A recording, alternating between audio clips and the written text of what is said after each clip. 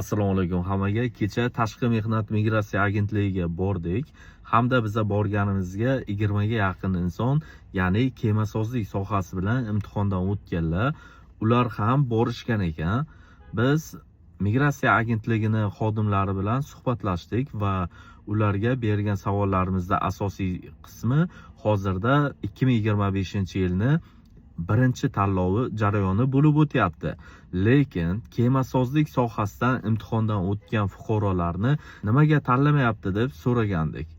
Va ular tekshiramiz hozir, balki tanlagan bo'lishi mumkin deb aytishdi.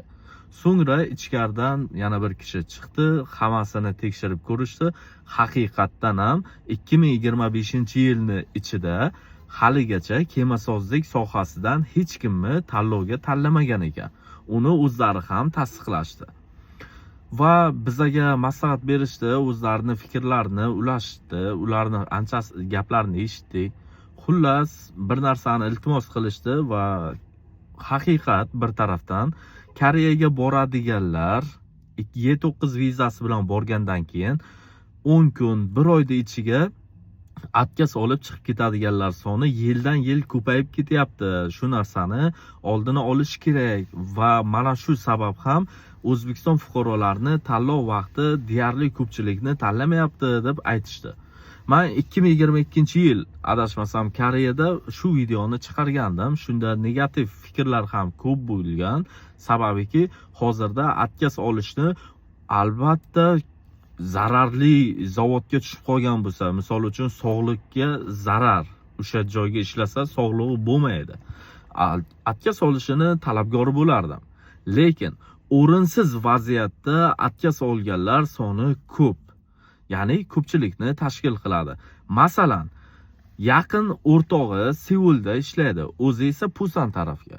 O'sha o'rtog'ini oldiga yoki qo'shnisi, akasini oldiga boradiganlar oyligi, yotoqxonalari ham zo'r bo'lib turgan vaziyatda ham atkaz olganlarni ko'rganmiz. Sababi yaqinlarini, mahalladoshlarini oldiga borish uchun atkaz olishgan. Aynan siz o'ziz mana shu savolni javobini izohlar ostida yozib qoldiring. Karislarni bir taraf bordi, O'zbekiston fuqarosini ishga chaqirdi. Misol uchun ikkita o'zbekistonlik chaqirdi, ikkalasi ham atkaz olib ketdi. Endi yana o'sha karis boshliq O'zbekiston fuqarosini chaqirarmidi? Mana shu narsani o'zingizlar javob yozib qoldiringlar kommentariyaga. Men bu narsani sizlarga bejizga aytmayapman. Koreyaga boradigan hozirda har bir kishini ketidan O'zbekistonga ko'plab qora ko'zlar kutib o'tiribdi.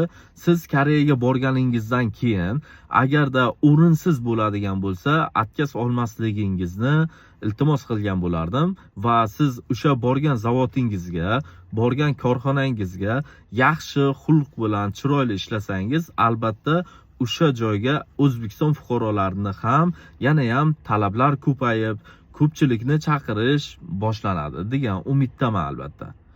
Bu videoni Janubiy Koreyaga shu kecha kunduz ketgan yaqinlaringizga hamda tanlovni qatnashib nimaga kemasozligiga chiqmayapti yoki O'zbekiston fuqarolarini nimaga kam tanlayapti degan jo'ralaringizga jo'natib qo'ying.